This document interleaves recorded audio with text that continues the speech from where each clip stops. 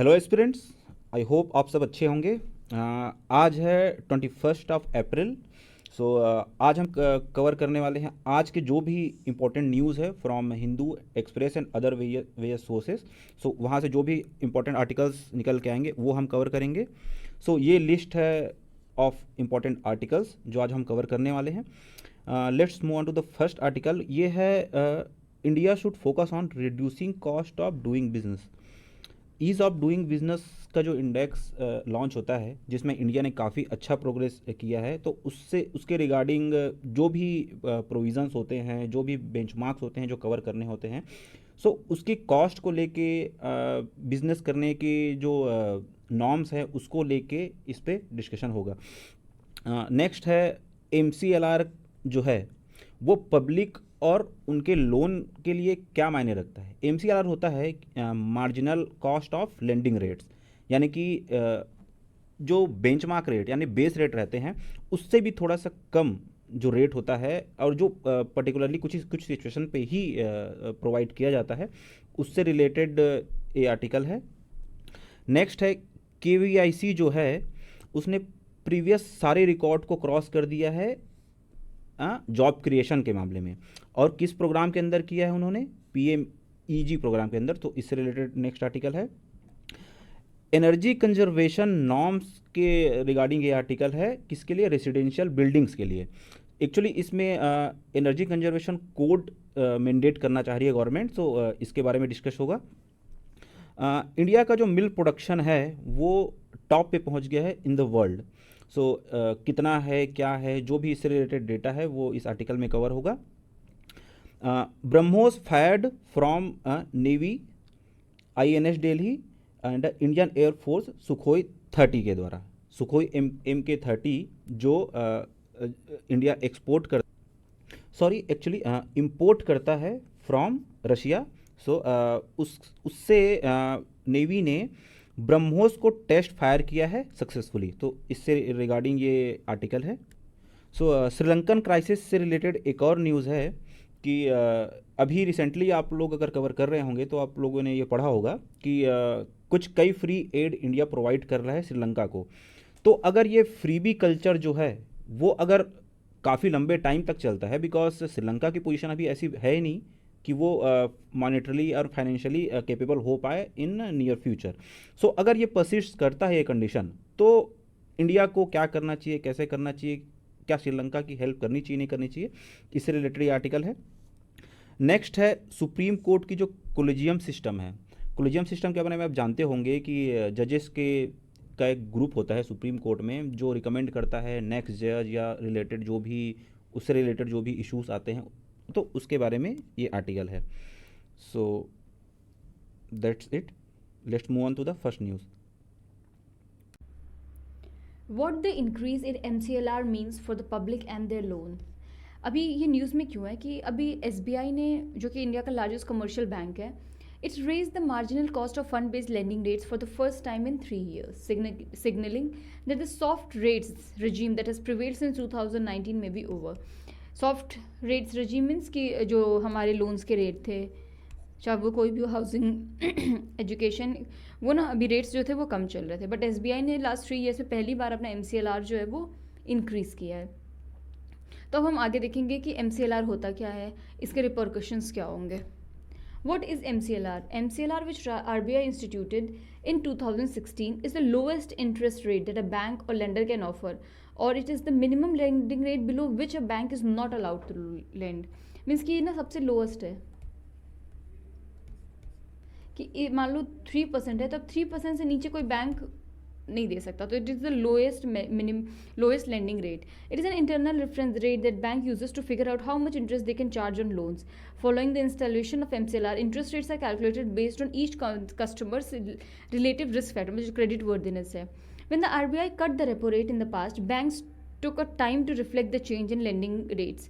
Under MCLR regime, banks must modify their interest rate as soon as the repo rate changes. It is applicable to fresh corporate loans and floating rate loans taken before October 2019. RBI then switched to external benchmark linked lending rate system, where lending rate is linked to benchmark rates like repo or treasury bills। अब base rate और MCLR में क्या difference होता है? Frequency of revision quarter, इसमें monthly. Base rate क्या होता है आप ये देख लो, इसमें CRR भी होता है। Margin is separately, margin is part of MCLR। Interest rate for you base rate plus spread, इसमें क्या होगा MCLR प्लस स्प्रेड। तो ये बस इसका बेसिक कॉन्सेप्ट है कि आप ये याद रखना है कि it is the minimum learning rate below which the RBI can not offer. कोई भी बैंक ऑफर लोन नहीं कर सकता उसके नीचे, ये RBI डिसाइड करती है।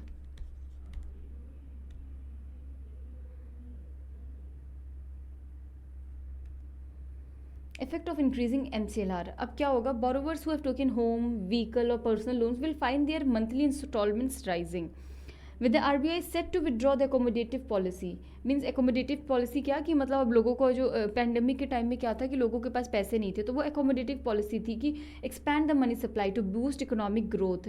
और फिर इकोनॉमी को ग्रो करने के लिए क्या चाहिए था, लिक्विडिटी, तो लिक्विडिटी पुश किया। तो ये लास्ट 2 साल में RBI ने बहुत सारा लिक्विडिटी मार्केट में दिया। अब लिक्विडिटी मार्केट में जाने से क्या होता है कि इन्फ्लेशन बढ़ता है, क्योंकि मार्केट में पैसा बहुत ज़्यादा है। तो ये एकोमोडेटिव पॉलिसी होती है। MCLR linked loans had the largest share of the loan portfolio of the banks. The sustained decline in MCLR in last 3 years and resetting of such loans at lower rates helped existing borrowers as bank extended the benefits to them by reducing WALR, weighted average lending rate. Banks linked their EBLR to the RBI's repo rate, which declined from 5.40 to 4%. When RBI hikes the repo rate, EBLR will go up. वही है कि मतलब ये जो RBI के rates होते हैं ना, बैंक्स को उनके साथ अपने रेट्स को मैच करना होता है। अब एक और क्या है कि इंटरेस्ट रेट जो है ना वो भी बढ़ जाएंगे। अभी ये है कि जो EMIs हैं वो बढ़ जाएंगी, अब क्या है इंटरेस्ट रेट्स भी बढ़ जाएंगे।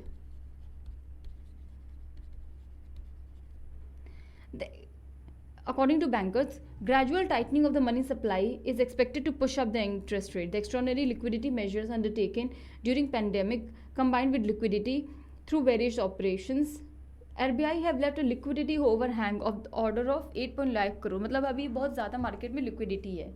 तो फिर रिटेल इन्फ्लेशन 6.95, हम होलसेल क्या था 14.55। तो ये सब इंडिकेट करती है कि अभी हमें मॉनेटरी पॉलिसी क्या करनी होगी, Titan. Liquidity absorb। The tightening of the quantitative policy is normally accompanied by rise in interest rates। अब इंटरेस्ट रेट अगर ज़्यादा होगा तो क्या होगा कि मार्केट से पैसा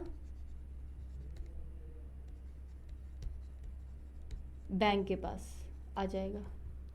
US Federal Reserve have recently announced tightening of the policy and raised interest rate. The next round of rate hike is expected around end May-June। तो अकॉर्डिंग टू SBI रिपोर्ट क्या है कि deposit rates are likely to increase over the next 1-2 month. Banks expect a repo rate hike. अब banks ना एक repo rate hike भी, अब repo rate होता क्या है वही कि अब यहाँ पे आप देख लो ये स्ट्रक्चर, अभी रेपो रेट इंक्रीज होगा तो disincentive about banks to borrow money from RBI, reduces, क्या होता है मनी सप्लाई रिड्यूस हो जाता है, क्योंकि रेपो रेट हाइक होगा तो ज़्यादा पैसा उनको बैंक के पास रखना होगा, तो उनके पास लैंड करने के लिए पैसा कम हो जाएगा। तो फिर इससे क्या होगा कि वो मतलब इन्फ्लेशन रिड्यूस होगा। अब डिक्रीज होगा तो इंक्रीज मनी सप्लाई। ये रेपो रेट होता क्या है कि rate at which the banks keep their money with RBI। अब अगर ये ज़्यादा होगा तो अब बैंक्स के पास ज़्यादा मनी है ही नहीं लैंड करने के लिए, तो अब इससे क्या होगा कि ये बैंक इनको ज़्यादा मार्केट में पैसे नहीं दे पाएगा, तो इससे रिड्यूस इन्फ्लेशन होगा। अब अगर ये डिक्रीज होता है तो मतलब बैंक्स को RBI के पास कम पैसा रखना होगा, इनके पास ज़्यादा पैसा होगा देने के लिए। Banks expected the repo rate to go up from June onwards as the RBI seeks to suck out liquidity from the system to rein in inflation.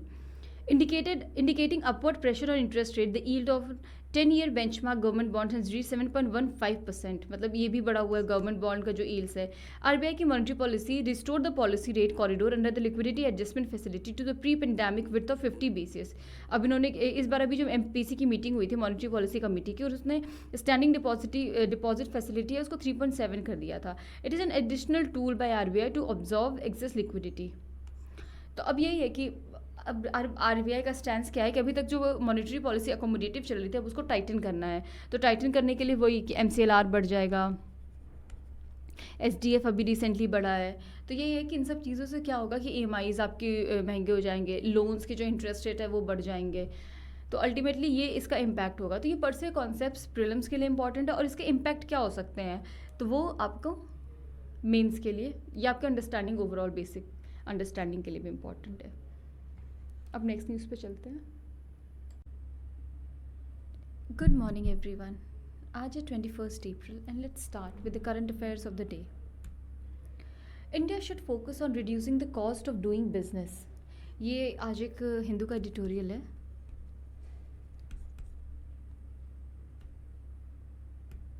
India should focus on reducing the cost of doing business. One of the key objectives of the 1991 reforms has been to reduce the distortions generated by the earlier excessive micromanagement of the economy.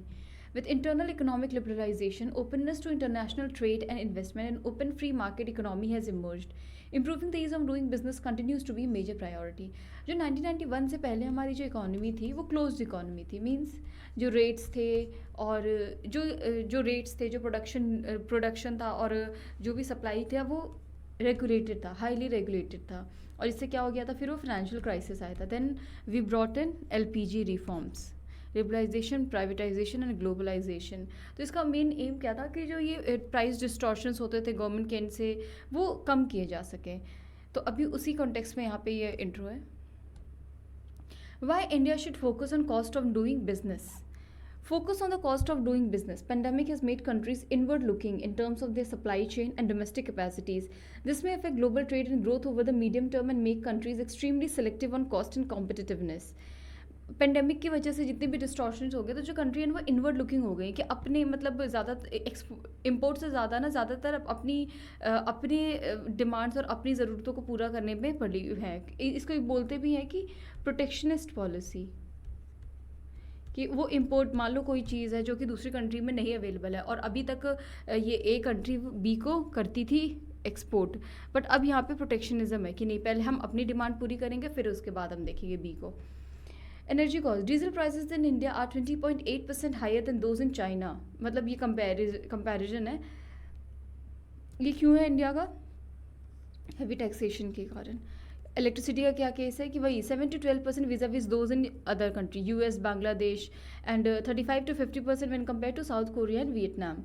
तो ये जो coal की price है वो 70% of the electricity generation in India and is price here vis a vis the other countries. This in turn leads to competitive disadvantage. अब जैसे कोल जो है वो बहुत बड़ा रोल प्ले करता है हमारे एनर्जी सेक्टर में, और स्पेशली जो इंडस्ट्रीज़ है, मैन्युफैक्चरिंग यूनिट्स है। अब कोल की प्राइसेस ज़्यादा होंगी तो कोल क्या है, एक बहुत इंपॉर्टेंट रॉ मटेरियल है, और अगर रॉ मटेरियल की प्राइस बढ़ती है तो जो ऑब्वियसली जो प्रोडक्ट निकलेगा उसकी भी प्राइस बढ़ेगी। GST regime. In petroleum sector, government levies account for nearly half of the prices paid by coal consumers. And coal producers cannot claim input tax credit because electricity is not under GST. Further, coal freight costs are among the highest in the world, as high freight rates are used to cross-subsidize passenger fares by the... Cross-subsidize क्या होता है कि जैसे railway है, वो passengers के fair ना बढ़ा नहीं सकती है, तो वो सब्सिडाइज रेट पे पैसेंजर्स का फेयर देती है, बट फिर वो इसका जो बैलेंस है, मतलब जो टिकट का प्राइस है और जो हम जो टिकट पे करते हैं, हम जैसे मतलब कंज्यूमर्स जो पे करते हैं, वो उसके बीच का जो है ना वो बीच का जो प्राइस है, जो डिफरेंस है, वो किससे लेती है? फ्राइट। जो फ्राइट गुड्स होते हैं, मतलब जो गुड्स बाई रेलवे ट्रांसपोर्ट होते हैं, तो उनको वो ज़्यादा चार्ज करती है ताकि ये वाला प्राइस वो इनसे निकाल सके। अब इनसे क्या है, ये इंडस्ट्रियल गुड्स लेके जाते हैं या जो भी रॉ इनपुट्स लेके जाते हैं, तब जब इनसे ज़्यादा चार्ज करेंगी तो ये अल्टीमेटली किससे ज़्यादा चार्ज करेंगे? Again consumers. तो ये होता है cross subsidise. Outside regulatory level, a report highlights that a small manufacturing company with just one plant and up to 500 employees is regulated by more than 750 compliances, 60 acts and 23 licenses. Hence, most of them choose to remain in informal sector. A price distortion जिस पे है ये बात, the cost of doing business is very important. For this, action is needed to reduce government policy-induced pricing distortions which add to the cost of doing business. वही जो अभी बताया कि अगर एक चीज़ का प्राइस बढ़ेगा तो उसका जो रिपरकशन है वो दूसरे प्रोडक्ट पे आएगा ही आएगा। अगर आप रॉ मटेरियल का प्राइस बढ़ा रहे हो तो प्रोडक्ट का प्राइस बट ऑब्वियस से बढ़ेगा। In our open economy, the price distortions have become a source of competitive disadvantage to domestic value addition and job creation. India's relative lack of success in manufacturing and employment generation is the outcome. अब जैसे ये fuel मतलब prices जो petrol के हैं वो हर जगह कैसे और कैसे हाइक ब्रेकअप हो रही है, ये आप एक बार बस देख लेना। The origin of government policy-induced pricing distortion lies in the political need to find a way out for a cash strapped government to raise resources or to provide affordable goods and services to those in need through a cross subsidy within the sector without having to find money for direct subsidy. वही जो cross subsidy किया, आपको government को cheap tickets भी देना है, ठीक है, तो आप इसका जो डिफरेंस है वो कहाँ से ले रहे हो, फ्राइड गुड से ले रहे हो, और ये फिर कहाँ से अपना ले रहे हैं, अल्टीमेटली कंज्यूमर से, तो ये एनीवे बेनिफिट नहीं कर रहा है. It is time for an informed decision on these distortions. अब प्राइस डिस्टॉर्शन जो पेट्रोल डीजल का था कि energy is a basic requirement, ये सबसे बेसिक चीज़ है, and the key to competitiveness is price distortion are difficult. पहले क्या होता था, cars were considered luxury goods and high excise duty was levied on petrol but it was lower on diesel. अभी price difference जो petrol और diesel के बीच में था ना, इसीलिए अब जो कार्स और एसयूवीज थी ना वो डीजल में आने लगी. This distortion let the government increase the price of diesel also gradually. But the exceptionally large revenues that came to the government from the high taxes on petrol and diesel created such a dependency that these have been kept out of. मतलब इससे petrol और diesel से इतना high excise duty और जो charge कितना पैसा आता है कि इसको जीएसटी रेजीम से भी बाहर रखा हुआ है. More recently, the central government has been raising taxes on these to raise additional revenue to moderate the fiscal impact of COVID. अब इसका impact क्या होगा, प्राइस डिस्टॉर्शन का, inflationary impetus, cost of road transport goods which make the cost of वही. अब petrol जाएगा तो जो लॉजिस्टिक है, मतलब किसी भी प्रोडक्ट को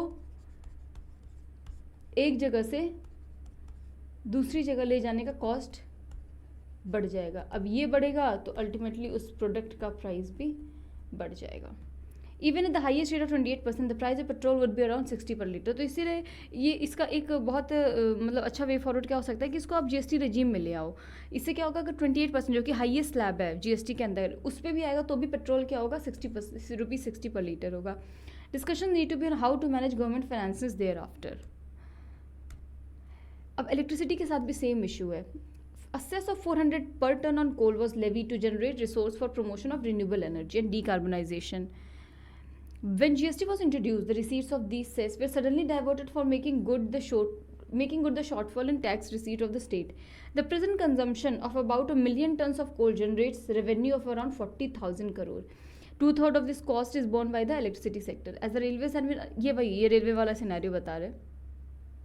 This distortion adds to the cost of coal for thermal power plants and further increases the price of electricity for distributing companies. This in turn cross-subsidizes most domestic household consumption by having high tariff for industrial users. अब वही है कि government क्या बोलती है, आप consumer से electricity का प्राइस ज़्यादा नहीं ले सकते, तो अब क्रॉस सब्सिडाइज कौन होगा, इंडस्ट्रीज से आप ज़्यादा रेट पे ले सकते हो, उनको ज़्यादा चार्ज कर सकते हो. The consequential loss of competitiveness results in lower manufacturing growth and creation of fewer jobs. तो वही मतलब यहाँ पे मैं बोल रही हूँ ना कि इससे क्या होगा, अब इंडस्ट्रीज़ को अब ज़्यादा चार्ज करो, इससे इनकी कॉम्पिटिटिवनेस कम होगी.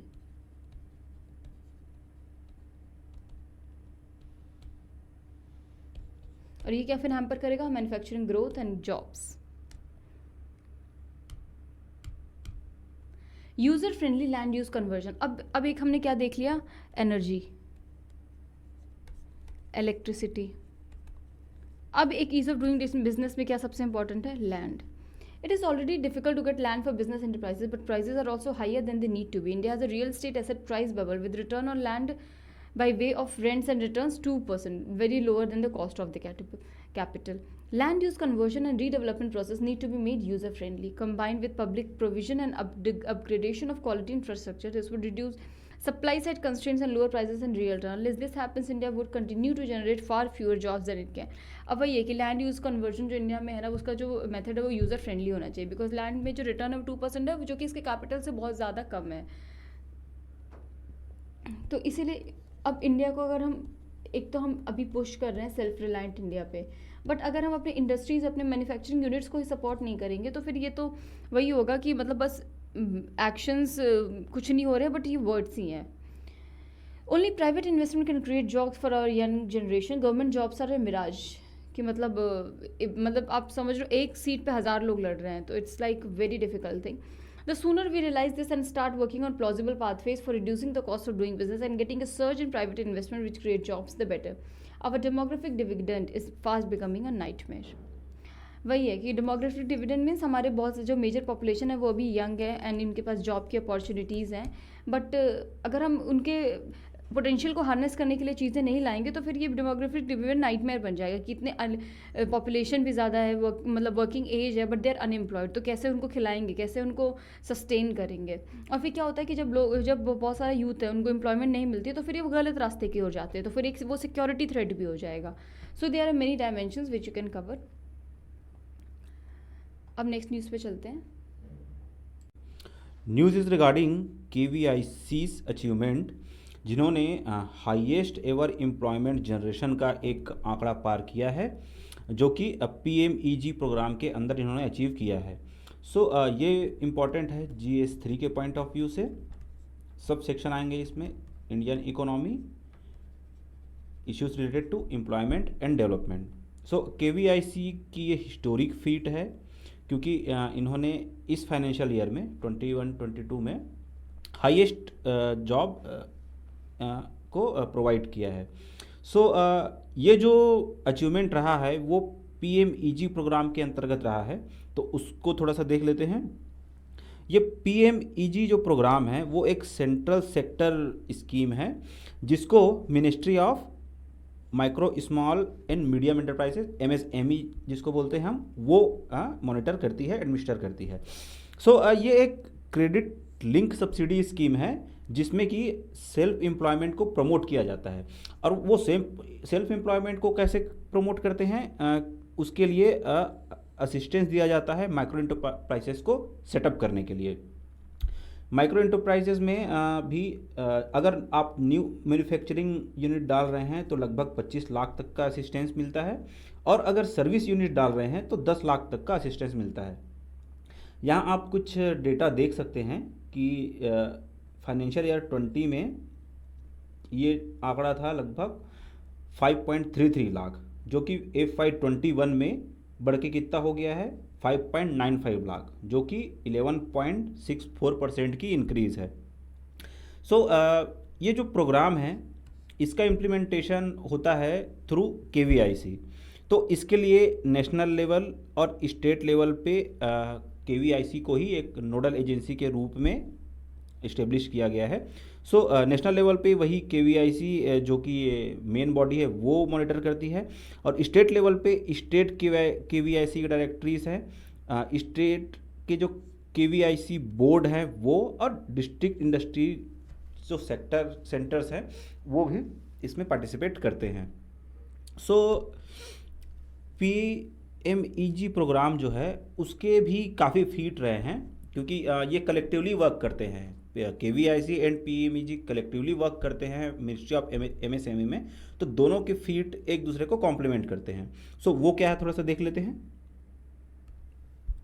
ये प्रोग्राम इमर्ज हुआ है गवर्नमेंट के मोस्ट पावरफुल टूल के रूप में सेल्फ सस्टेनेबिलिटी के लिए, क्योंकि ये इस प्रोग्राम के अंतर्गत जिस तरह से एम्प्लॉयमेंट जनरेट हो रहा है वो काफ़ी हद तक एक अच्छा साइन है इंडियन इकोनॉमी के लिए, क्योंकि 1.3 lakh new manufacturing and service unit create हुआ है 21-22 में, और ये 8.25 लाख से भी ज़्यादा जॉब प्रोवाइड किए हैं इन फ्यू ईयर्स।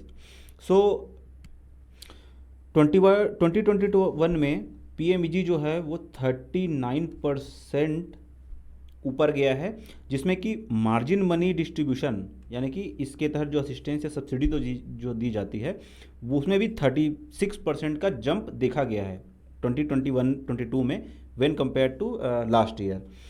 ये काफ़ी अच्छा नंबर है। अगर 2014-15 से इस प्रोग्राम की फीट अगर देखा जाए तो जो नंबर ऑफ मैन्युफैक्चरिंग और सर्विस यूनिट जो है उसमें इंक्रीज़ हुआ है लगभग 114% का। एम्प्लॉयमेंट क्रिएशन जो हुआ है वो 131%, 131% से ऊपर गया है, और मार्जिन मनी डिस्ट्रीब्यूशन यानी कि असिस्टेंस या सब्सिडी जो प्रोवाइड किया जाता है वो भी 165% ऊपर गया है। कब तक? लास्ट फाइनेंशियल ईयर जो अभी ख़त्म हुआ तब तक। अभी हाल ही में KVIC ने जियो टैगिंग भी शुरू किया है इस प्रोग्राम में। इसके तहत काफ़ी अच्छी मॉनिटरिंग एंड ट्रांसपेरेंसी आ पाएगी। अभी तक 1 लाख के लगभग PMEG यूनिट को जियो टैग्ड किया जा चुका है, और ये किसी भी पर्सन को इनेबल करता है लोकेट करने के लिए पीजी आई मीन पीएमईजी यूनिट अगर कहीं पे सेटअप हुई है उसको लोकेट करने के लिए थ्रू मोबाइल ऐप। सो पीएमईजी प्रोग्राम का थोड़े से और फीचर्स हम देख लेते हैं। पहले ही हम देख चुके हैं कि जो मैन्युफैक्चरिंग यूनिट के लिए है उसमें लगभग 25 लाख असिस्टेंस दिया जाता है एंड सर्विस यूनिट के लिए 10 लाख असिस्टेंस दिया जाता है। सो इसमें बेनिफिशियरीज कौन कौन हैं, तो वो इंटरप्रेन्योर्स हैं, इंस्टीट्यूशंस हैं जिनको चाहिए, कोऑपरेटिव्स हैं, सोसाइटीज़ हैं, एसएचजीज और जो ट्रस्ट हैं जो कि मैन्युफैक्चरिंग में आना चाहते हैं वो आ सकते हैं, एलिजिबल हैं उसके लिए। अब इसके लिए ट्रेनिंग भी होती है, तो अगर जो प्रोजेक्ट 5 लाख या उससे ऊपर का है तो उसके लिए मिनिमम 10 दिन की ट्रेनिंग बहुत ज़रूरी है। एज क्राइटेरिया इसमें 18 ईयर्स है, आपकी मिनिमम एज 18 ईयर्स होनी चाहिए तभी आप इसके लिए अप्लाई कर सकते हैं। अब जो गवर्नमेंट सब्सिडी का सिस्टम है वो थोड़ा सा अलग है रूरल एंड अर्बन के लिए।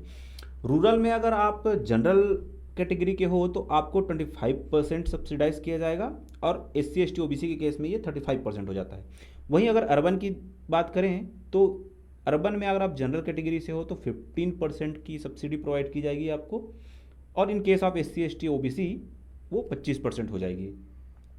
अप्लाई करने के लिए ये सीधे इस वेबसाइट पे जाना होता है, और जो इसका लॉक इन पीरियड है जो सब्सिडी का lock in period it means government आपको कब तक सब्सिडी देगी, तो वो है 3 ईयर्स, मिनिमम 3 ईयर्स। और उसके बाद अगर आपका प्रोजेक्ट का या यूनिट का डायरेक्शन सही है, आप अगर सही से कंट्रीब्यूट कर पा रहे हो तो शायद गवर्नमेंट इसको फर्दर एक्सटेंड कर दे। सो KVIC के बारे में देख लेते हैं।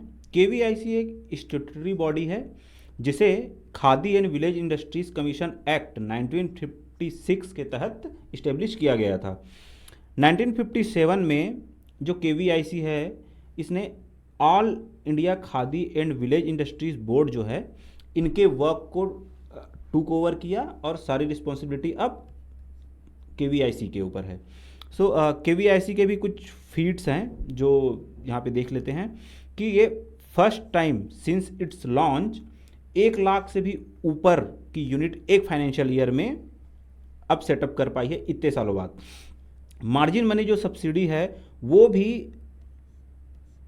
2978 करोड़ दिया गया है इस ईयर में 2021 में, जो कि हाईएस्ट है 2008 से। अब तक अगर देखें तो 8 लाख से भी ऊपर न्यू एम्प्लॉयमेंट अपॉर्चुनिटीज इन्होंने क्रिएट किया है, जो कि अभी तक की हाईएस्ट है अगर PMEG प्रोग्राम के तहत देखें तो भी और इसमें भी। 2016 में जो KVIC है इन्होंने एक ऑनलाइन पोर्टल लॉन्च किया था PMEG के लिए, क्योंकि 2016 से पहले एप्लीकेंट को मैनुअली ये चीज़ फाइल करनी पड़ती थी, तब भी लगभग 70,000 के आसपास एप्लीकेंट थे। लेकिन जब से ऑनलाइन पोर्टल शुरू हुआ है ये संख्या 4 लाख को भी क्रॉस कर गई है every year. So this is very good feet and very good step by the government. Online system जो है वो एक तरह से ट्रांसपेरेंसी भी मेंटेन करती है, बिकॉज जब मैनुअली करना होता था तो उसमें करप्शन के और फेवरेटिज्म के चांसेस काफ़ी बढ़ जाते थे। PMEG पोर्टल जो है वो एक एप्लीकेंट को उनके एप्लीकेशन को ट्रैक करने में भी हेल्प करती है without any human interface, I mean human intervention, क्योंकि वो ऐप के थ्रू ही सारी चीज़ें खुद ही देख सकते हैं। So recently ministry of MSME जो है ना, उन्होंने KVIC के रिकमेंडेशन से डिस्ट्रिक्ट लेवल टास्क फोर्स जो होते हैं जो रिकमेंड करते हैं PMEG प्रोजेक्ट के लिए, इनका रोल जो है उसको रिमूव कर दिया है कि अब इसकी ज़रूरत नहीं है। पोर्टल एंड ऑल एंड जो भी अदर चीज़ें हैं वो ये सब चीज़ हैंडल कर सकती है, इसकी ज़रूरत नहीं है। सो ये काफ़ी अच्छा है। और KVIC में जो एप्लीकेशंस आते हैं इस तरह के प्रोजेक्ट्स के लिए, तो उसकी जो स्क्रूटनाइजिंग एंड फॉरवर्डिंग जो पॉलिसी थी, जो टाइमलाइन थी, उसको भी घटा के 90 डेज से 26 डेज किया गया है, जो कि बहुत अच्छा स्टेप है, क्योंकि जनरली पेंडेंसी के चलते एंटरप्रेन्योर्स काफ़ी डिमोरलाइज होते हैं और ये at the end fruitful results नहीं देती है। सो एग्ज़ाम के पॉइंट ऑफ व्यू से क्या इंपॉर्टेंट है यहाँ पे, तो PMEG प्रोग्राम जो हम देखे लास्ट स्लाइड में, वो उसके बारे में जानना है। कभी कभी उससे रिलेटेड चीज़ें स्टेटमेंट में पूछ लिए जाते हैं। KVIC के बारे में जो चीज़ हमने यहाँ देखा कि स्टेटरी बॉडी है, कैसे बनाया गया है, कब बनाया गया है, और थोड़े मोड़े फीट जो इन्होंने अभी अचीव किया है, इसके बारे में पता होना चाहिए। एंड डिस्ट्रिक्ट इंडस्ट्री सेंटर जो रिसेंटली अभी तो उतना इम्पोर्टेंट नहीं है, लेकिन कई और मेजर जो प्रोजेक्ट्स और चीज़ें होती हैं उसके लिए इनका अप्रूवल काफ़ी इंपॉर्टेंट होता है। सो इसके बारे में जानना चाहिए। This is it in this news. So news is regarding energy conservation norms for residential buildings. So government plan कर रही है एक एनर्जी एफिशिएंसी कोड बनाने की, जो कि मैंडेटरी होगा वो हर रेसिडेंशियल बिल्डिंग के लिए जहाँ पे बल्क ऑफ पीपल रहते हैं। ये इम्पॉर्टेंट है GS3 के पॉइंट ऑफ व्यू से। सब टॉपिक आएंगे conservation and environmental impact assessment, ये भी कवर होता है इसमें। सो गवर्नमेंट ये करेगी कैसे कि वो जनरेट करने की कोशिश करेगी 300 बिलियन यूनिट्स, जिससे कि लगभग 1,20,000 करोड़ के आसपास की इलेक्ट्रिसिटी बचेगी 2030 तक। सो एनर्जी कंजर्वेशन एक्ट के बारे में देख लेते हैं, क्योंकि इसके रिगार्डिंग ही बात होने वाली है। तो ये जो एक्ट है वो ऑब्वियसली एनर्जी कंजर्वेशन को फोकस करती है। इस एक्ट के तहत ही BEE bureau of Energy efficiency जो है उसको इस्टेब्लिश किया गया था। ये एक्ट जो है वो मैंडेट करेगी जो भी लार्ज एनर्जी कंज्यूमर्स हैं उनको एनर्जी कंज्यूमशन नॉर्म्स जो है उसको फॉलो करने की। जो नई बिल्डिंग बनेंगी उसको भी एनर्जी कंजर्वेशन कोड को फॉलो करना पड़ेगा, कंप्लाई करना पड़ेगा, ताकि एनर्जी परफॉर्मेंस का स्टैंडर्ड है वो इम्प्रूव हो सके। एक्चुअली करेंट एस्टिमेट्स जो लगाया जा रहे हैं इस नॉर्म्स को लगाने के बाद क्या होने वाला है, तो इससे क्या होगा कि एक्सपेक्टेड जो कंस्ट्रक्शन का कॉस्ट है वो लगभग 2 to 3% बढ़ जाएगा, लेकिन रिकवरी 4 से 5 साल के अंदर हो जाएगी, क्योंकि जो इलेक्ट्रिसिटी बिल है वो काफ़ी हद तक रिड्यूस होके आएगा। ये कोड एप्लीकेबल होगा उन हर न्यू रेसिडेंस कॉम्प्लेक्स में जहां 100 किलोवाट की डिमांड होती है पर आवर। सो टिपिकली ये होती है बिल्डिंग्स जिसमें 21 BHK के फ्लैट्स होते हैं या और 10 2 BHK के फ्लैट्स होते हैं, तो वहाँ लगभग 100 किलोवाट की एनर्जी की डिमांड होती है। अब चूँकि इंडिया कमिटेड है एनर्जी इंटेंसिटी को रिड्यूस करने के लिए बाय 45%, सो इस एक्ट में भी अमेंड करने की ज़रूरत है। सो अभी जो कोड है उसके ऑब्जेक्टिव्स देख लेते हैं। तो वो इन्हेंस करना चाहते हैं रिन्यूएबल एनर्जी की डिमांड को कुछ सेक्टर्स में, जैसे कि industry, buildings and transport etcetera में। सो इसमें एक प्रोविज़न भी है इंसेंटिवाइज करने की, अगर क्लीन एनर्जी सोर्सेज का यूज़ किया जाता है। ये कैसे किया जाएगा? कार्बन सेविंग सर्टिफिकेट्स को दे के पर्टिकुलर यूनिट को, जो कि ये नॉर्म्स फॉलो कर रही है। सो प्रपोज़ल जो है वो इंक्लूड करेगी लार्जर रेसिडेंशियल बिल्डिंग्स को, ताकि सस्टेनेबल हैबिटाट का जो गोल है वो अचीव किया जा सके। इस एक्ट के अंदर, फिलहाल इस एक्ट के अंदर ओनली कमर्शियल बिल्डिंग को ही मैंडेट किया जा सकता है एनर्जी एफिशिएंसी के लिए, ना कि अदर्स को। सो इसलिए अमेंडमेंट की ज़रूरत है यहाँ पे कि सबको इसमें शामिल किया जा सके। सो ब्यूरो ऑफ एनर्जी एफिशिएंसी के बारे में थोड़ा सा जान लेते हैं। सो ब्यूरो ऑफ एनर्जी एफिशिएंसी 2017 में लॉन्च किया गया था कमर्शियल बिल्डिंग के लिए energy conservation building code.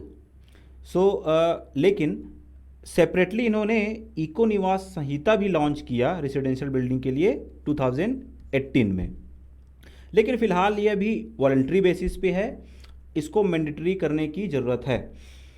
Residential building जो है वो 24% ऑफ टोटल एनर्जी कंजम्पशन में का पार्ट है रेसिडेंशियल बिल्डिंग्स का in our country.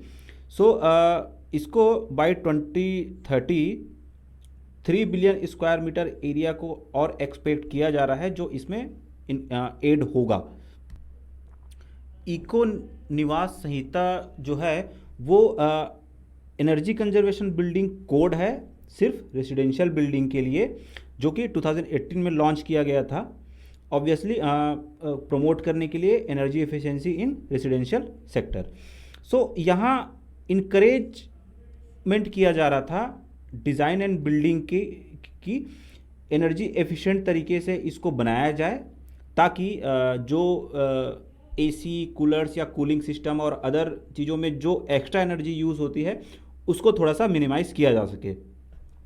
Eco Niwas संहिता जो है वो मिनिस्ट्री ऑफ पावर के द्वारा लॉन्च किया गया था, और ये एक्चुअली प्रोवाइड करती है गाइडेंस कि कैसे आप कौन से मटेरियल यूज़ कर सकते हैं, डिज़ाइन क्या होना चाहिए, वेंटिलेशन के टेक्निक्स क्या होने चाहिए, और AC coolers and fans and light है इसका कैसा मिनिमल यूज़ किया जाना चाहिए। सो ये एक बहुत ही अच्छा इनिशिएटिव था 2018 का। सो अब let's make to the so recently Glasgow में जो COP26 हुआ है उसमें इंडिया ने कमिट किया है कि वो इमिशन को जीरो करेगी 2070 तक। इसमें क्या होगा कि 500 गीगावाट तक नॉन फॉसिल फ्यूल से इलेक्ट्रिसिटी जनरेट किया जाएगा, 50% रिन्यूएबल एनर्जी कैपेसिटी को बढ़ाया जाएगा, और रिडक्शन नाम को 1 बिलियन टन तक रिड्यूस किया जाएगा, और जीडीपी जो है वो 45% तक क्लीन एनर्जी से आएगी 2030 तक।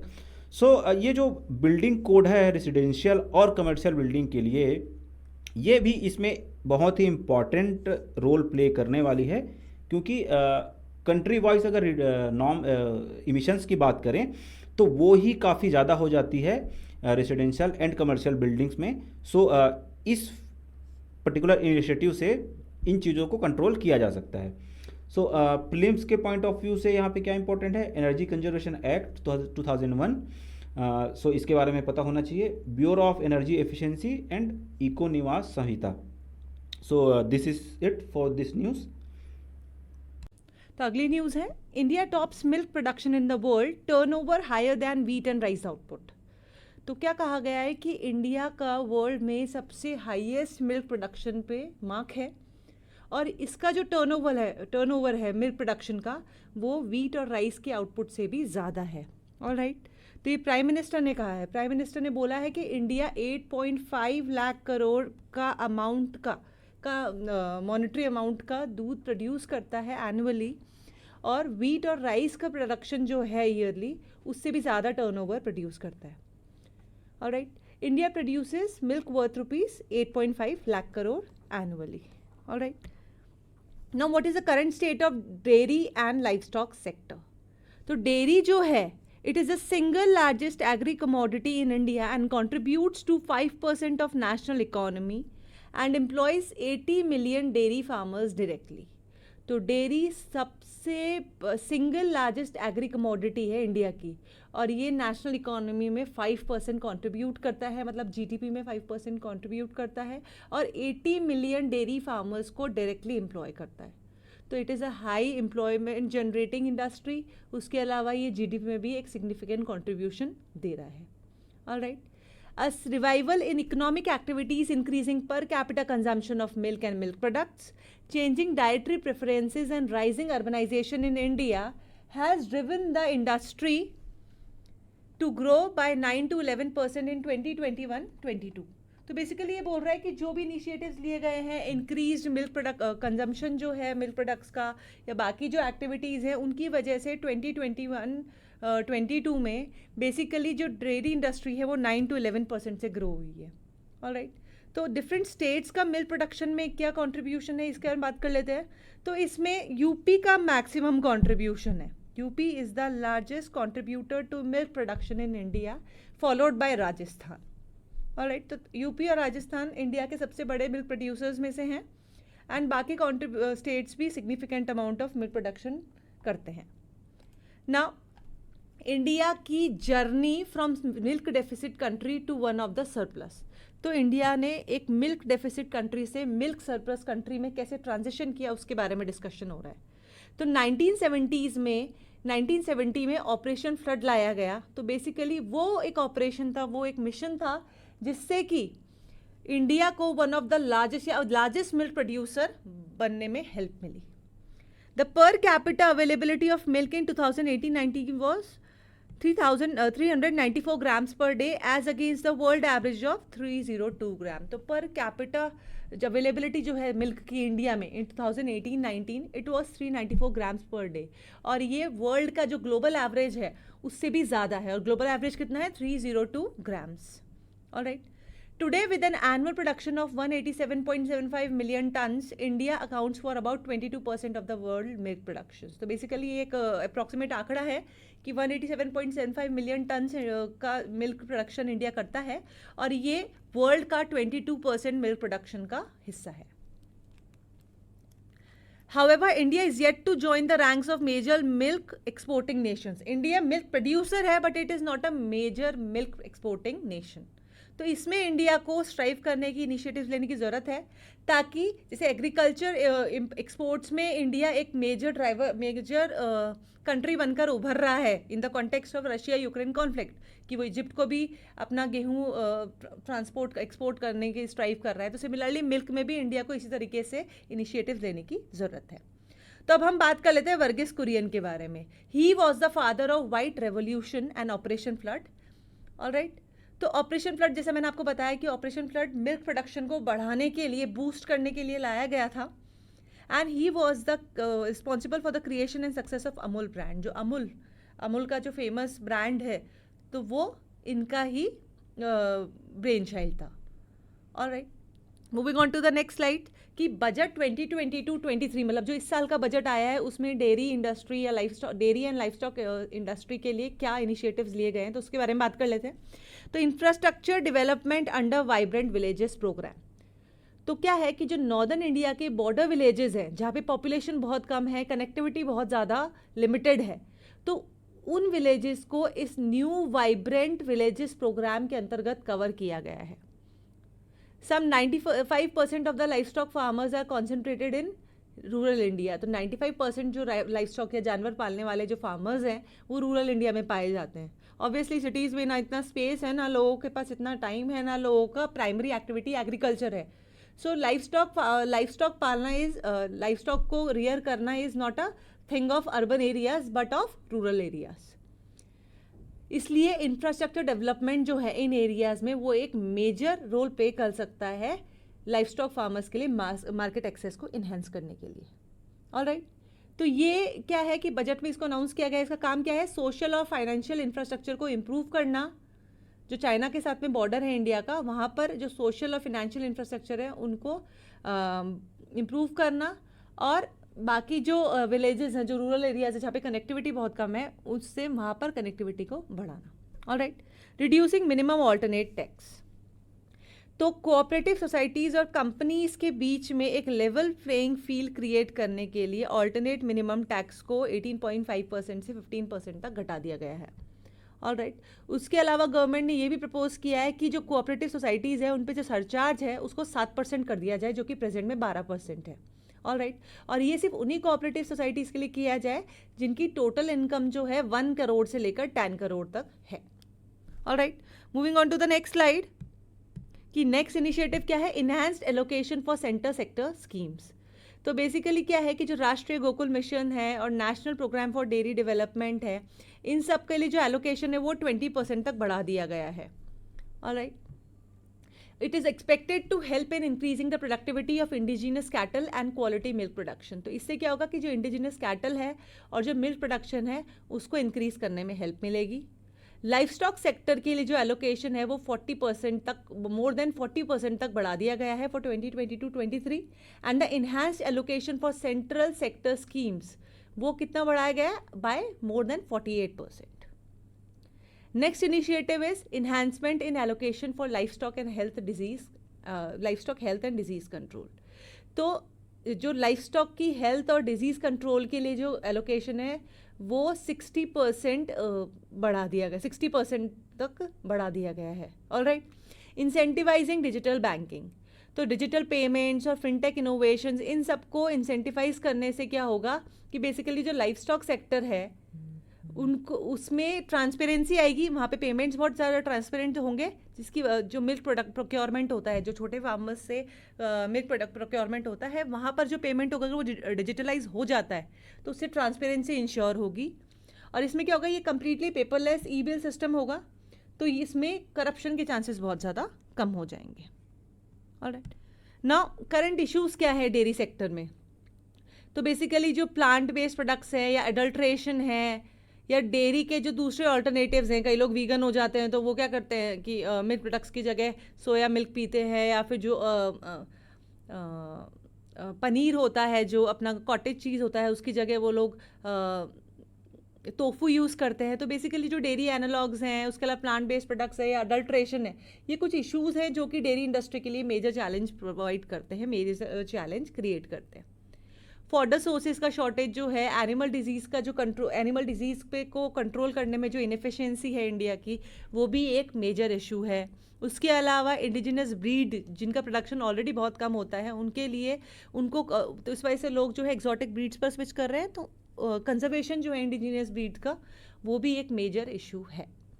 उसके अलावा lack of skills and quality services to farmers for improving productivity and improve infrastructure to support the sector. तो फार्मर्स में स्किल्स की कमी है बेसिकली प्रोडक्टिविटी को इंक्रीज करने के लिए, उसके अलावा उनके पास में इंफ्रास्ट्रक्चर भी बहुत ज़्यादा इम्प्रॉपर है इस सेक्टर को सपोर्ट करने के, तो ये मेजर इश्यूज़ है।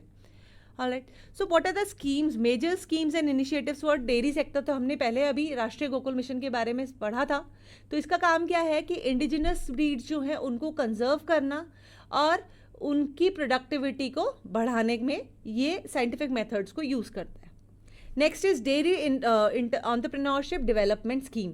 तो बेसिकली इसका काम क्या है कि डेयरी सेक्टर में सेल्फ एम्प्लॉयमेंट अपॉर्चुनिटीज़ जनरेट करना और इसमें मिल्क प्रोडक्शन को बढ़ाना, मिल्क प्रोक्योरमेंट को एक ईज़ करना, प्रिजर्वेशन, ट्रांसपोर्टेशन, प्रोसेसिंग जो होती है मिल्क प्रोडक्ट्स की, और उसके अलावा जो मिल्क प्रोडक्ट्स का जो मिल्क सेंट्रल असिस्टेंस का जो मार्केटिंग होती है, इन सब इश्यूज़ पर ये काम कर रहा है। Next is national programme for dairy development. इसका ऑब्जेक्टिव क्या है? इसका ऑब्जेक्टिव है to create infrastructure for milk procurement, processing and marketing central assistance.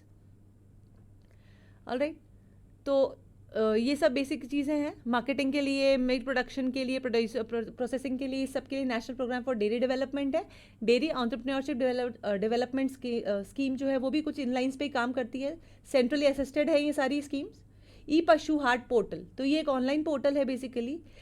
तो इसका काम क्या है? It works for connecting breeders and farmers regarding the availability of quality bovine germ plasm. तो क्वालिटी बोवाइन जो एनिमल्स का जो जर्म प्लाज्म होता है या फिर जो रिप्रोडक्टिव सेल्स होती हैं उनके खरीद फरोख्त के लिए ये एक प्लेटफॉर्म है। Alright, making India and milk exporting nation. India is the largest producer in the world of milk, but it is not a major exporter.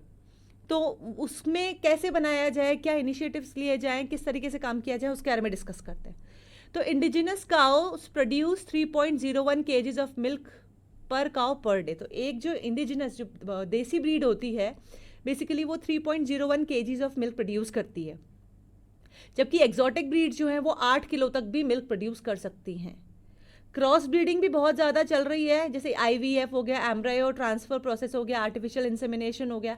इनसे क्या होता है? क्रॉस ब्रीडिंग हो रही है, मतलब इंडिजिनस और एक्जॉटिक ब्रीड्स में क्रॉस किया जा रहा है, तो वो भी एक बहुत अच्छा इंपॉर्टेंट इनिशिएटिव है।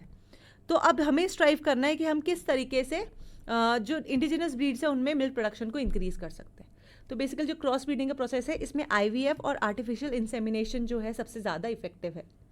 जो nation wide artificial insemination programme है उसका फेज़ 1 को 2019 में लॉन्च किया गया था, और इस प्रोग्राम के अंतर्गत हर एक जानवर को 12 डिजिट यूनिक आइडेंटिफिकेशन नंबर दिया गया था अंडर द पशु आधार स्कीम। तो जैसे ह्यूमन इंडियंस की आधार स्कीम है इंडियन सिटीजन्स की, वैसे पशु आधार स्कीम लाई गई थी। Alright, national artificial insemination programme का फेज़ 2 जो था, it was initiated on 1 August 2022। इसका एलोकेशन था ₹1090 crore and it covered 604 districts. And 50,000 animals per district. तो इन 604 डिस्ट्रिक्ट्स में से हर डिस्ट्रिक्ट में 50,000 एनिमल्स को इस NAIP फेज़ 2 के अंदर कवर किया गया। ऑलराइट, इस प्रोग्राम के अंतर्गत क्या हुआ था, 9.06 करोड़ आर्टिफिशियल इंसेमिनेशंस परफॉर्म किए गए एंड इसमें एक्सपेक्ट किया गया था कि इससे 9.06 करोड़ आर्टिफिशियल इंसेमिनेशन से 1.5 crore high yielding female carbs produce होंगी। इसमें जो प्रोबेबिलिटी थी वो मेल काफ्स के लिए भी रखा गया था और फीमेल्स के लिए भी रखा गया था, इसलिए इन्होंने ये एस्टिमेशन किया।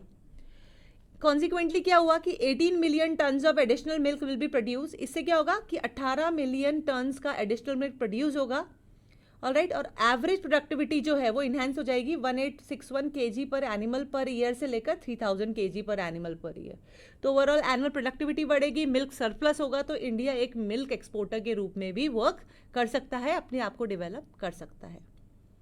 ऑलराइट, आर्टिफिशियल इंसेमिनेशन हालांकि बहुत ज़्यादा पॉपुलर प्रोसेस है बेसिकली इंडिया में यूज़ किया जाने वाला, लेकिन इसकी सक्सेस जो है कुछ मेजर क्लाइमेटिक फैक्टर्स पे भी डिपेंड करती है, लाइक हीट डिटेक्शन और टाइमली इंसेमिनेशन, कि कब वो जानवर हीट में आ रहा है, कब वो प्रॉपर जो ओव्यूलेशन का टाइम है वहाँ पे टाइमली इंसेमिनेशन हो रहा है कि नहीं हो रहा है। तो ये बहुत सारे साइंटिफिक फैक्टर्स होते हैं जिन पर आर्टिफिशियल इंसेमिनेशन वर्क करता है। ऑलराइट, इस केस में इन विट्रो फर्टिलाइजेशन टेक्नोलॉजी ज़्यादा इफेक्टिव है। तो ये कंपैरेटिव एनालिसिस हो गया कि IVF is much more efficient as compared to artificial insemination. So इस न्यूज़ में हमने पढ़ा कि कौन कौन सी इनिशिएटिव्स हैं हमारी डेयरी इंडस्ट्री के लिए। मिल्क प्रोडक्शन में हम कैसे, मिल्क प्रोड्यूसर तो हम हैं लार्जेस्ट, लेकिन एक्सपोर्टर कैसे बन सकते हैं। उसके अलावा हमने ये पढ़ा कि पशु आधार स्कीम क्या है, nation wide artificial insemination programme क्या है, कितने फेजेस में हुआ।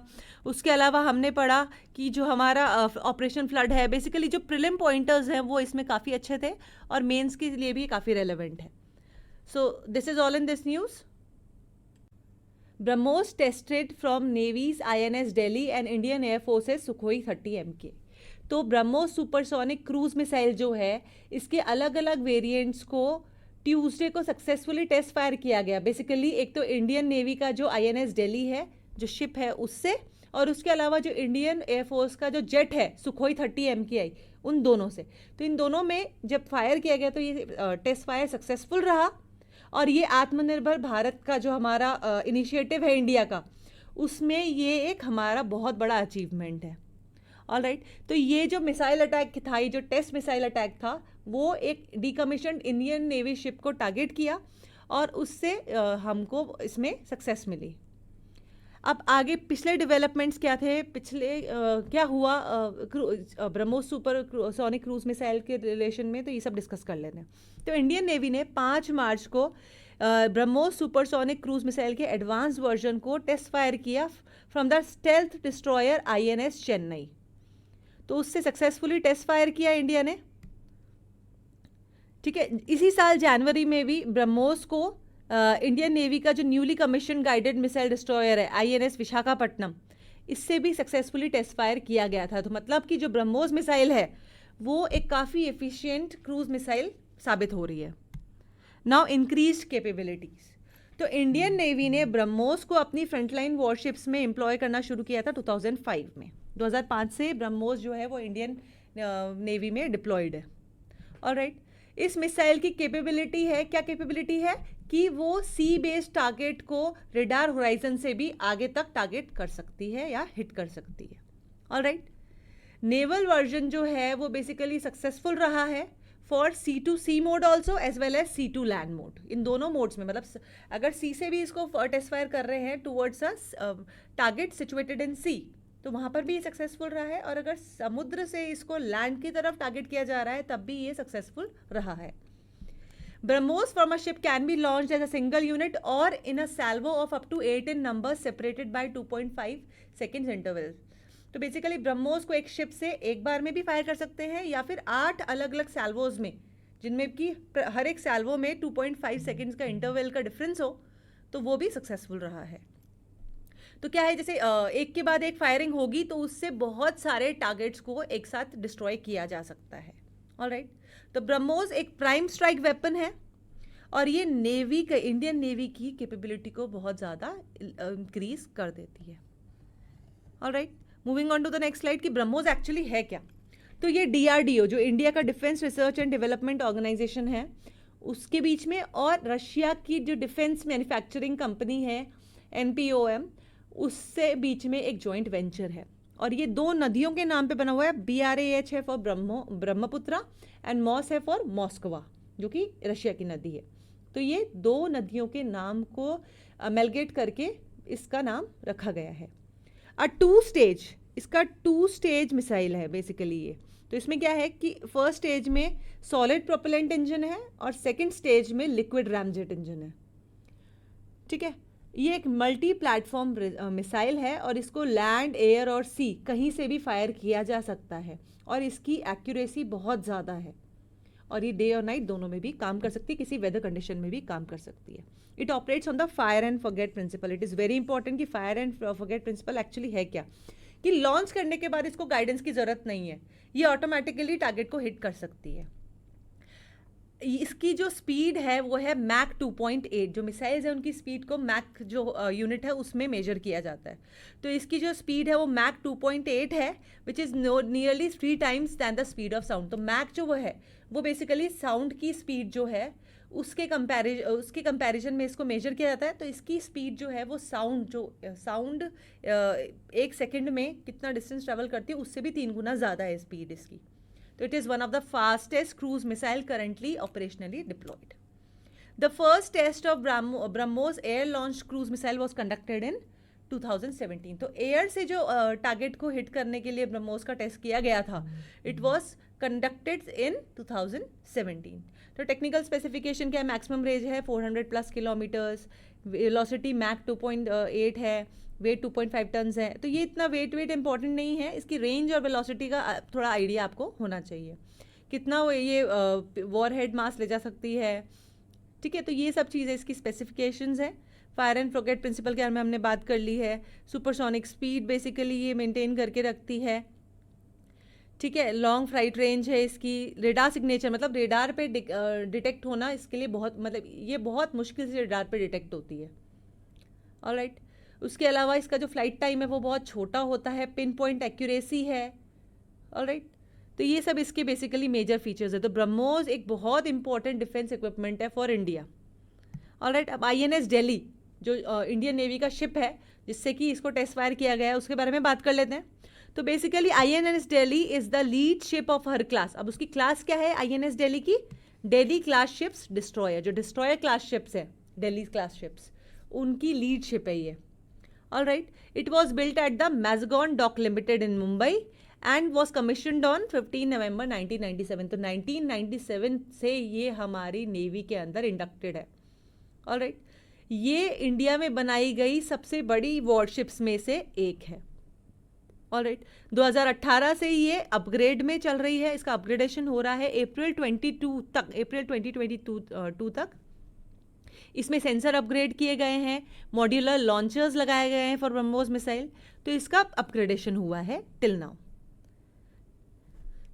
Delhi is the second vessel of Indian navy to bear the name. तो इससे पहले भी एक और शिप था इंडियन नेवी का जिसको दिल्ली INS दिल्ली बोला गया था, और ये जो INS दिल्ली अभी करेंटली है ये सेकेंड वेसल है, इसका ऐसा वेसल सेकेंड है। अब हम Su-30 MKI के बारे में बात कर लेते हैं। तो बेसिकली एक twin jet multi role air superiority fighter है। ये एक जेट है, फाइटर जेट है बेसिकली, जो कि रशिया के सुखोई द्वारा बनाया गया है और हिंदुस्तान एरोनॉटिक्स लिमिटेड HAL जो है इंडियन एयरफोर्स के लिए जो बनाता है उसके लाइसेंस के अंतर्गत प्रोड्यूस हुआ है। ऑलराइट, जो सुखोई Su-30 का ही एक वेरिएंट है और ये एक heavy all weather long range fighter है। तो ये हर एक वेदर में अपना ऑपरेशन कर सकता है और ये लॉन्ग रेंज फाइटर है। Development of the variant started after India signed a deal with Russia in 2000 to manufacture 140 Su-30 fighter jets. तो इस वेरिएंट का डेवलपमेंट कब स्टार्ट हुआ?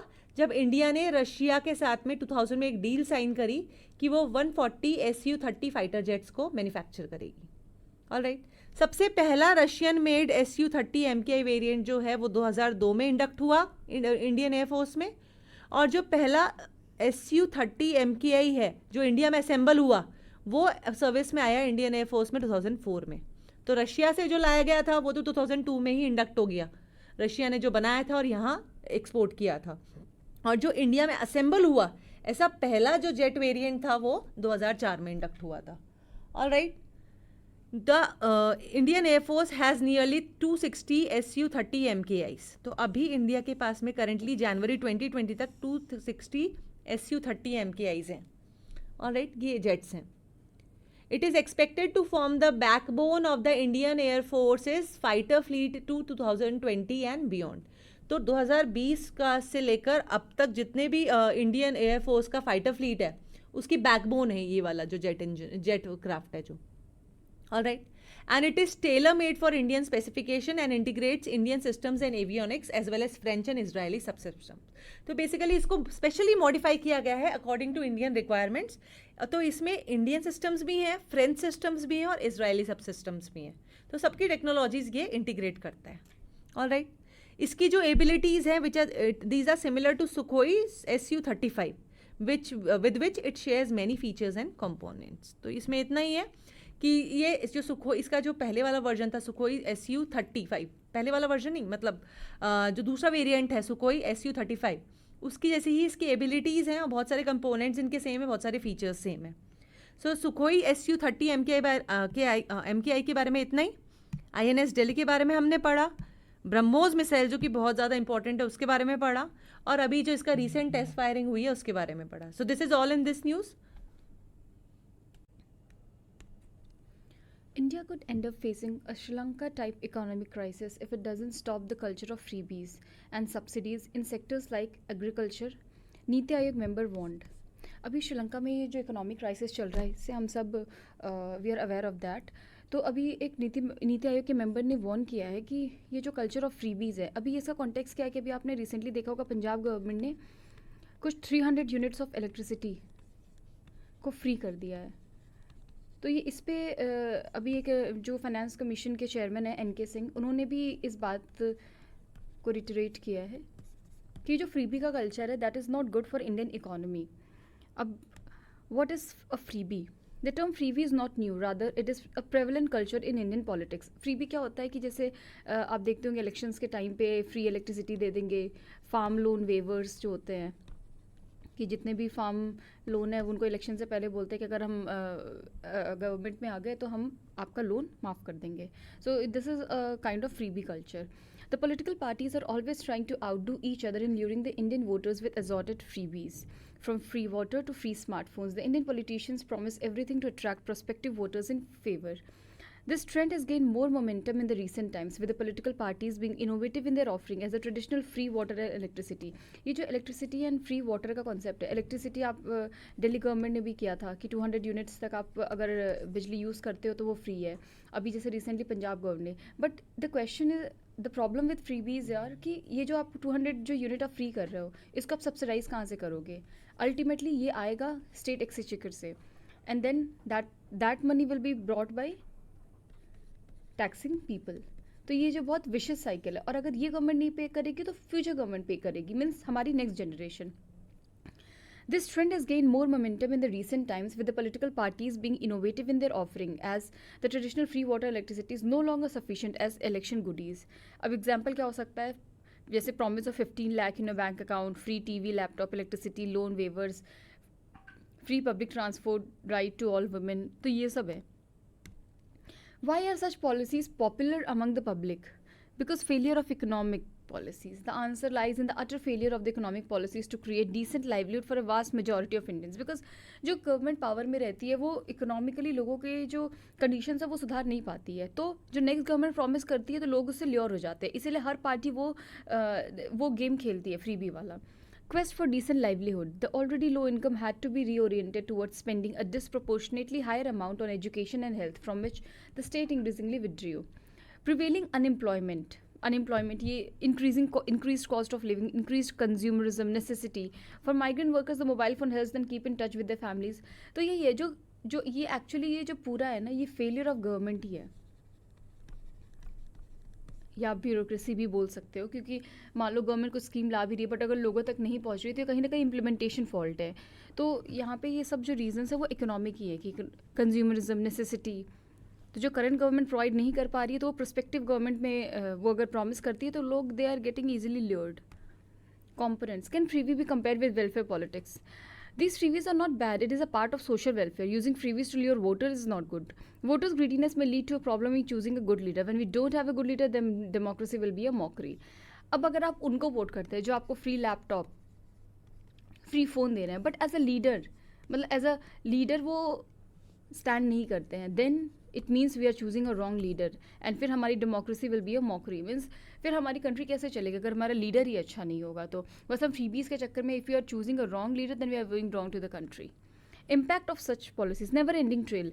अब ये तो this is very much obvious कि the quantity of freebies is another major disadvantage as parties keep on coming up with lucrative offers to lure more number of voters to minimize the risk of losing the election. तो ये हर party करती है, मतलब अभी एक ने ये किया दूसरे ने ये किया, तो ये कभी खत्म होने वाली चीज़ नहीं है। बर्डन ऑन एक्सचेकर, जैसे मैंने अभी बताया था कि people forget that such benefits are being given at the cost of exchequer and from the tax paid, ultimate loss of poor. The politicians and middleman wipe away the benefits and poor have to suffer as they are deprived.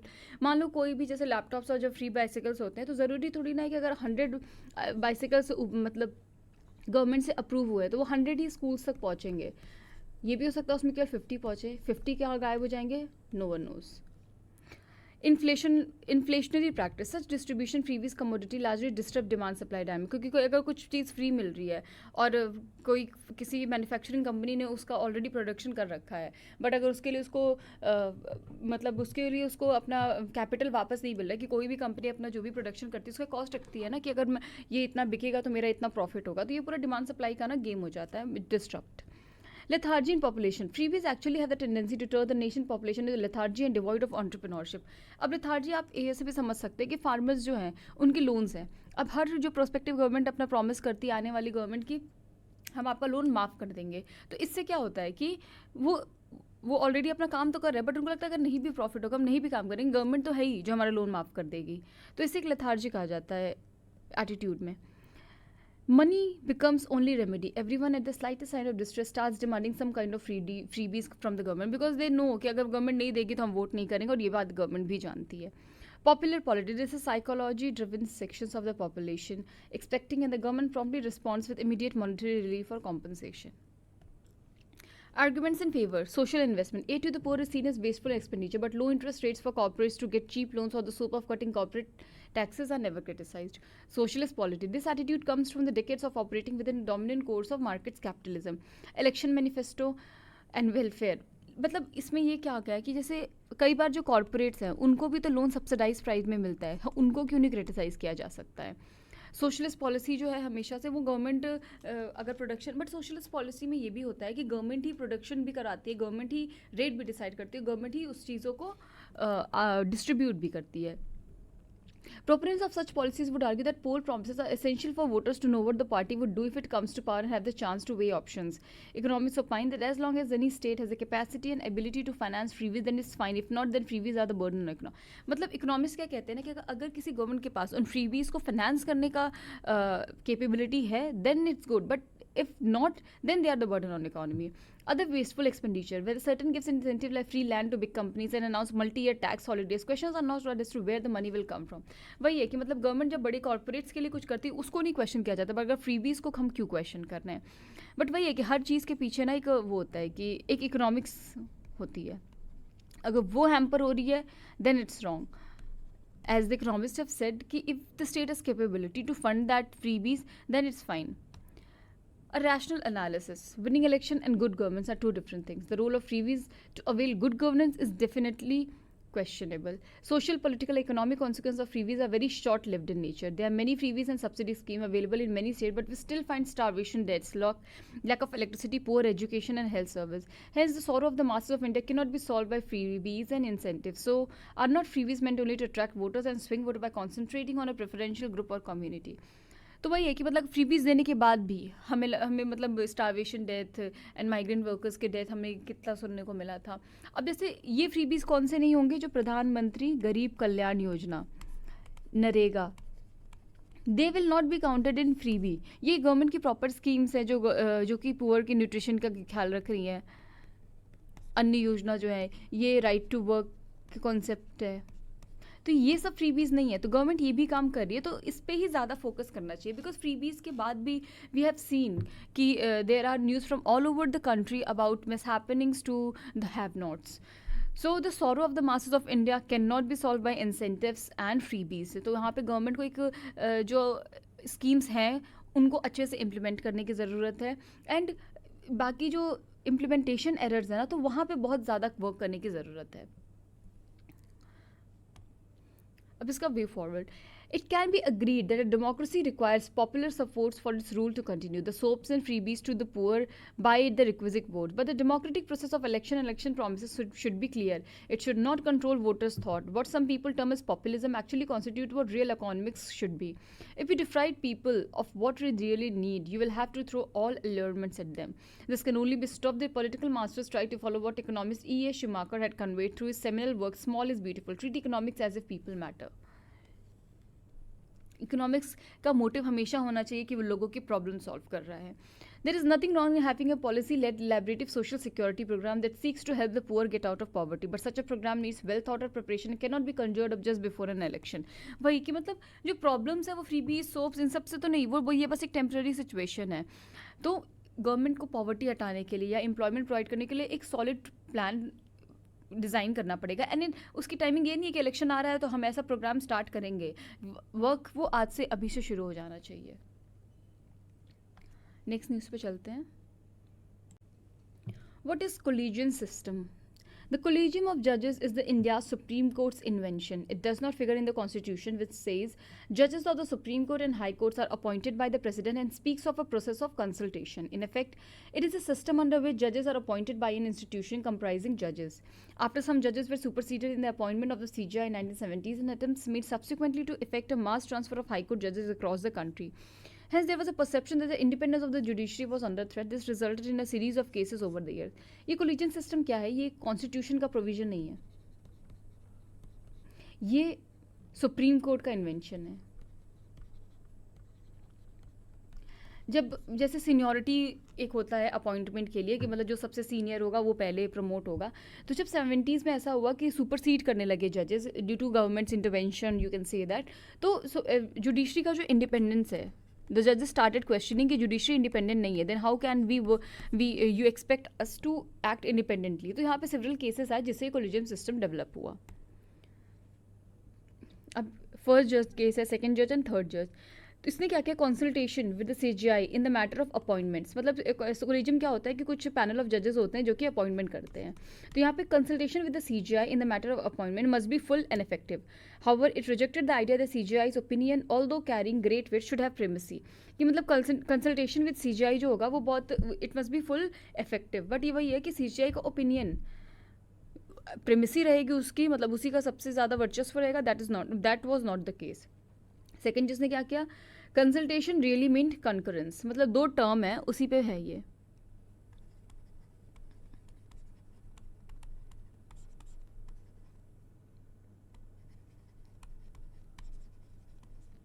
Consultation meant concurrence, ये second जज ने कहा था। It added that second judge case में हुआ था कि it added that it was not the CGI's individual opinion but an institutional opinion formed, कि मतलब CGI के जो ओपिनियन है ना वो उनके अकेले की नहीं है, वो कंसल्टेशन होगा, उसकी ओपिनियन होगी, वो टू सीनियर मोस्ट जजेस in the supreme court. Third जज केस जो 1998 का था, on presidential reference for its opinion supreme court in the third जज case expanded the collegium to 5 member body comprising the CGI and 4 of the senior most जज। तो मतलब अभी क्या है स्टेटस क्या है अभी कोलिजियम का? 4+1, ये CJI और 4 more senior judge. Procedure followed by the collegium: appointment of CJI. The President of India appoints the CJI and other Supreme Court judge. As far as the CJI is concerned, the outgoing CJI recommends his successor. In practice, it has been strictly by seniority ever since the controversy of 1970s कि वही मतलब कुछ जो senior जज नहीं थे वो उनको सुपरसीड कर दिया था। Union law minister forwards the recommendation to the PM who in turn advises the president. तो ये CJI के टर्म में क्या होता है? जो आउटगोइंग CJI वो रिकमेंड करता है, एंड ये स्ट्रिक्टली सीनियरिटी बेसिस पे है अभी तक। तो जो दूसरे सुप्रीम कोर्ट जजेस हैं, फॉर अदर जजेस of the top court the proposal is initiated by CGI. CGI consults the rest of the collegium members as well as the senior most judge of the court hailing from the High Court to which the recommended person belongs. Consultees must record their opinions in writing and it should form part of the file. Collegium sends the recommendation to the law minister who forward this to Prime Minister to advise the President. अब other supreme court जजेस पहले तो collegium वही 4+1 वाला वो consult करेंगे और उनको भी कंसल्ट किया जाता है जो कि हाई कोर्ट का जो जिस हाई कोर्ट से जो भी जिसको अपॉइंट करना है वो बिलोंग करता है, तो वहाँ के हाई कोर्ट के जस्ट सीनियर मोस्ट जज को भी ओपिनियन लिया जाएगा उनका. For high courts, Chief Justice of High Courts are appointed as per the policy of having Chief Justices from outside the respective state. The Collegium takes the call. High Court judges are recommended by a Collegium comprising CGI and 2 senior. अब High Court के लिए क्या है? 2+1. The proposal is initiated by Chief Justice of the High Court concerned in consultation with 2 senior most colleagues. The recommendation is sent to CM who advises the Governor और वो Union Law Minister को भेजता है.